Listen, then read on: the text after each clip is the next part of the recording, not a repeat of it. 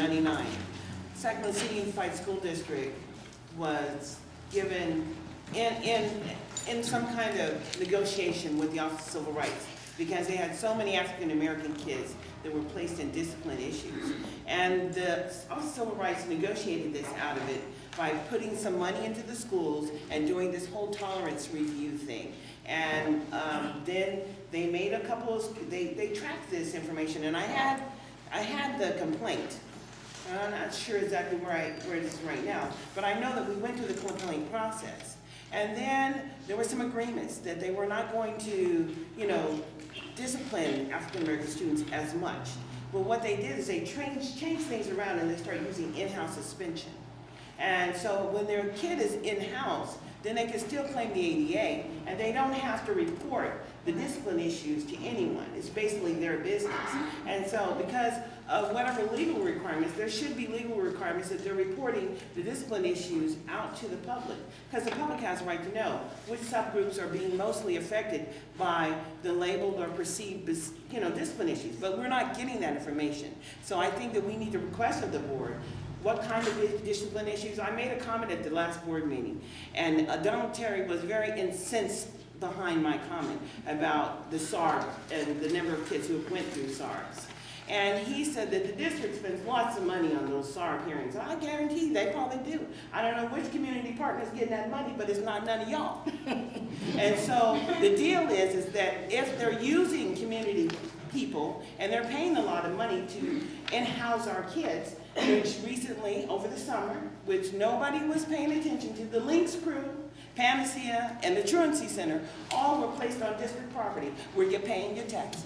So now they don't even have to go outside the district. They can just snatch your kid and put them in a program, and they're no longer receiving an educational officer. Isn't that amazing?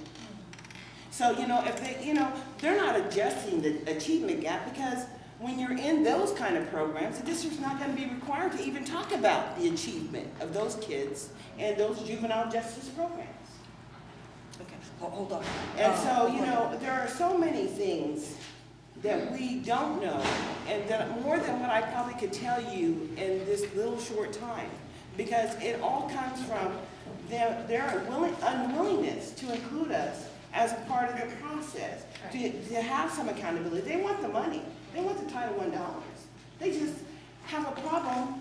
They say, well, we need tolerance. Tolerance was before Barack Obama was elected. Tolerance was before Kamala Harris was appointed the United States Attorney General in the state of California. Tolerance was before, we have a black person that's over the whole United States, that's African American, over the Justice Department. And why are we still talking about tolerance? Tolerance is because we are talking about taxpayers, public trust funds, where we trust that the people who take these dollars are willing to educate all children. But they still want more tolerance. They want more time to what? Incarcerate our kids? I don't think so. I think it's time for us to stand up. Thank you. Greg, do you have any final words before we go into question and answer from the audience? Yes, my final words are it's definitely time for us to get involved, because the more of us get involved, like I said, we can find somebody to speak for us, but we definitely need more bodies and seats. That's right. Yeah. Most recently over in the Twin Rivers district, for example, I know we in Sac City, but we also have kids in Twin Rivers. They had meetings after meetings after meetings. People was begging people to come to the meetings. But man, if we could have just got more people just come to occupy the seats, you didn't have to say nothing. We'll have somebody speak for us, and within our own. But we got to occupy the seats at these meetings. We got to be there in bodies. We need bodies. Okay, thank you. Okay, so now we're going to, Dale, did you have any parting words? Okay, so what we're going to try to do is, I'm going to ask Dale to repeat, because at the end of your presentation, you provided some solutions. Can you repeat those solutions? Someone's taking the solutions down? Someone's writing the solutions down? It's being recorded. It's being recorded? Okay, I wasn't sure for that. Well, basically, I just said that we have to analyze our condition under the totality of the circumstances. Speak up there. Okay.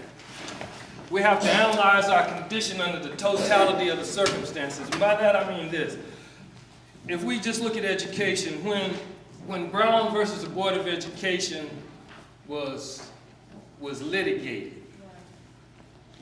the purpose was to attack the oppression, the discrimination, and the second-class citizenship from an educational standpoint. However, the effect was supposed to ripple throughout our community to cover not just education, but employment, business. It was supposed to cover the entire inequality that we faced here in America. So if we understand that, and we start from the aspect that as oppressed, colonized people, that education is just one of the aspects of our liberation that we have to fight. So under that analysis, we have to look at our struggle with the educational system and our struggle for freedom ever since we've been here in America. And we have to research some of the work that's been done. Like Dr. Derek Bell wrote this book here, Silent Covenants, where as a legal professor from New York, he's analyzed the impact of Brown versus Board of Education on our legal justice system and us as people. And then we also have, and then if we look at it from a legal aspect, if we look at like Michelle Alexander's book, The New Jim Crow, which also analyzes the fact that nowadays we have more children, we have more people incarcerated in the criminal justice system than we had enslaved in 1850. That's significant. That is significant. We got more people incarcerated now than were enslaved during slavery times. So this is all information we need to garner that we need to research first. We need to do our research. And then we need to do an analysis of what our problems are. And after we do the analysis, then we have to do the work collectively. Because the only people who are going to solve our problem is us. That's right. You know? See, one thing I learned, and I'm going to be short with this, but one thing I learned in prison, that in order to overcome the slave, oppressive, victim mentality,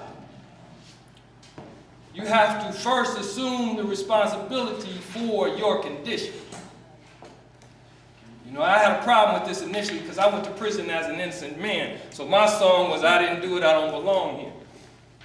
But as long as I did that, I was waiting on somebody else to come along and help me with my situation. Once I assumed the responsibility for being in prison, innocent though I was, that empowered me to take the steps to secure my own freedom. And that's the same thing we have to do. We have to quit looking at ourselves as victims of this system. That's right. And assume the responsibility, because we've had people to do the work for us already. We don't have to reinvent the wheel. Right. A lot of this analysis has already been done. That's right. We just have to pick up the baton where it was dropped and carry it further. So we have to analyze, where did we get stuck? Right. Where did we get stuck? Which one of our leaders' demise or destruction stopped our progression toward our own security? And once we determine that, then we can find out where that is, start from there, and do that work forward for today.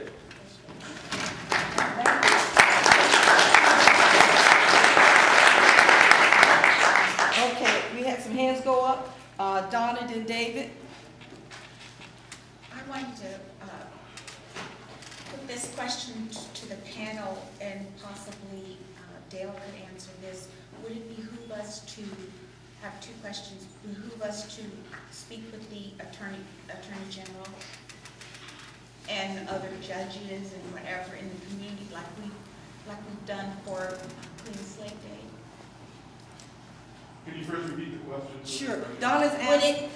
Would it behoove us to meet with the Attorney General to discuss what the panel has discussed today? Because we have done that in other cities, and I don't know about here, for Clean Slate programs, to talk to the judges, to talk to the Attorney General and tell them what our issues are, and see if we can come to a reasonable conclusion that it will benefit the school and will benefit our children, but more so our children. And also, is there a mechanism in place for tracking these students from kindergarten, wherever, that would let the community know these children that are being expelled from school? I wanted to know if there was a tracking system for that, because I would like to be a part of that and be a part of going to meet with the district attorney or the judges or whatever. Okay, thank you. Who's gonna take a crack at that? All of you or one of you?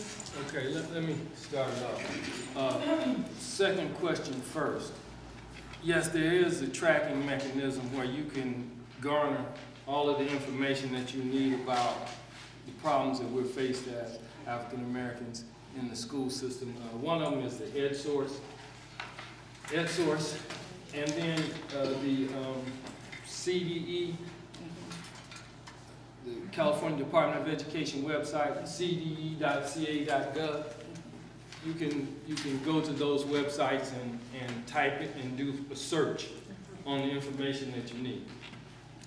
The county superintendent is required to receive from all of the local districts, 12 or 13, report on the delinquents or the issues of juveniles in every area. Each district has a responsibility to report every infraction or everything to the county superintendent. And if we want that information, we have to go to the superintendent of the county, and because he does get that data. And you're not going to be able to find the data you're looking for at the CDE's website, because it's the county is responsible to ensure that